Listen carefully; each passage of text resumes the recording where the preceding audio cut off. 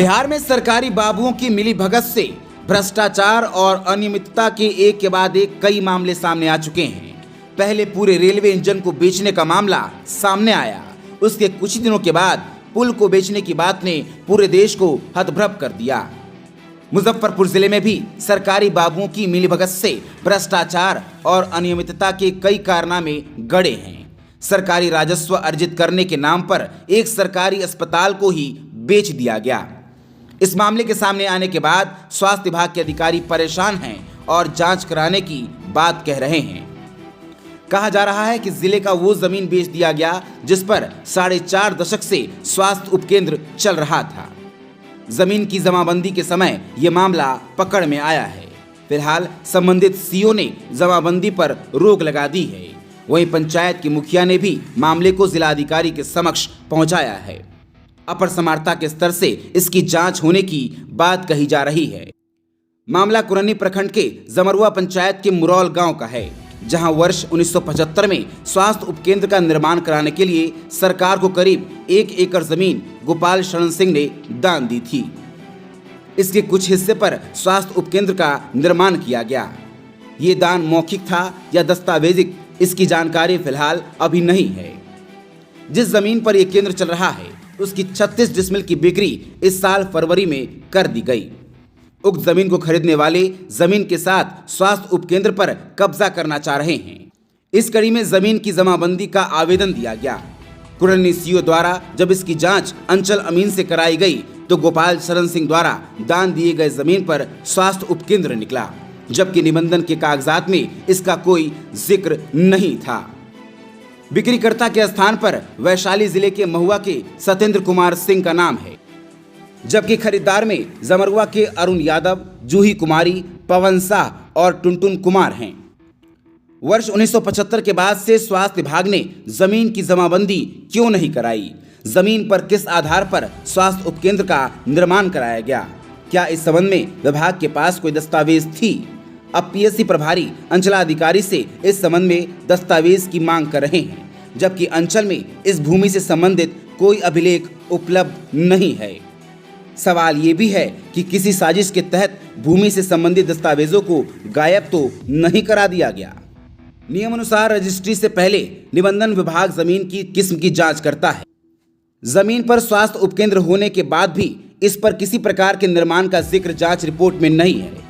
निबंधन विभाग के कर्मी इससे सवाल के घेरे में हैं। जमीन की जांच कराने वाले ने इसकी रिपोर्ट क्यों नहीं की? कुरनी के अंचलाधिकारी पंकज कुमार ने कहा कि जिनके नाम की जमीन पर स्वास्थ्य उपकेंद्र बनाया गया था उनका कोई संतान नहीं है, उनका निधन हो चुका है। ये जांच की जा रही है कि जमीन बिक्रीकर्ता का भूमि दान करने वाले गोपाल शरण सिंह से क्या संबंध है।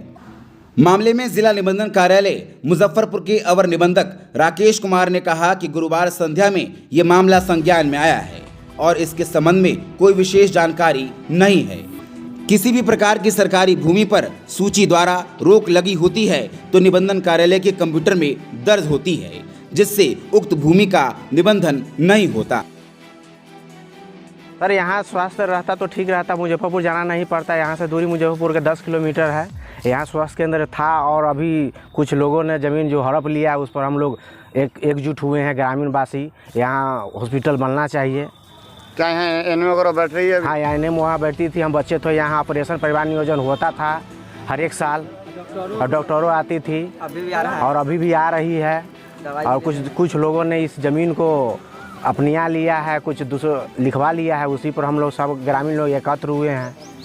इसी चीज़ को सही देखा हम लोग का मांगे से यहाँ हॉस्पिटल बनना चाहिए रद्द किया जाए और जो लिखाया हुआ है उसको रद्द किया जाए। जी, क्या नाम है आपका? मेरा नाम है नुन्नू कुमार शाह मुरौल।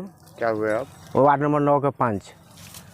सर हम लोग तो शुरू से जान रहे हैं कि मेरे बाबा पूर्व मुखिया स्वर्गीय श्री सीताराम ठाकुर थे, तो वो अपने रीजन में माने वहाँ पर राज्यपाल के नाम चंदा काट कर उस ज़मीन का माने अथी कर दिया गया था, स्वास्थ्य केंद्र बनाया गया था। हम लोग अभी तक जान रहे हैं, मेरे पूर्वज लोग अगल बगल के भी सारे लोग कह रहे हैं, चाहे पंचायत के अभी तक था स्वास्थ्य केंद्र सारा चीज़, लेकिन ये सब सुन रहे हैं कि ऐसे ऐसे करके अपना ये सारा लिखवा रजिस्ट्री करवा लिए। ये सब तो गलत काम है दबंगई के कारण।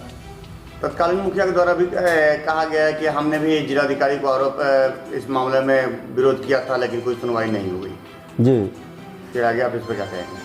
नहीं तो हमारे जो अभी मुखिया हैं निराला जी, ये लोग पूरा सहयोग कर रहे हैं। इनके पीछे पूरा जनता है, पूरा पंचायत का जनता है सारा सहयोग करने के लिए। अगर ये इनकी उप स्वास्थ्य केंद्र पर वहाँ दबंगों का कब्जा हो चुका है, अगर आपके दादाजी जमीन सरकार के नाम पे, राज्यपाल के नाम पे लिख चुके हैं जी, फिर अगर ये सब पूरा नहीं होते फिर आपकी क्या कदम उठेगी? ये सब तो गलत है। ये जो पूर्वज दे दिए, जो कर दिए, तो इस पर तो इस तरह का अथी नहीं होना चाहिए। ये तो गलत वो लोग कर रहे हैं, समझे। यहाँ पंचायत भवन जो है आगा नगर में, वो भी मेरे दादा माने बाबा राज्यपाल के नाम पर अथी कर दिए, तो हम लोग कहाँ इस पर कुछ कर रहे हैं? ये सब तो गलत काम है, ये सब होना ही नहीं चाहिए। क्या नाम हुआ सर आपका? मेरा नाम हुआ संजीव कुमार। कहाँ कर हुआ? आगा नगर। क्या दादाजी जो डोनेट किया जमीन उनका क्या नाम था?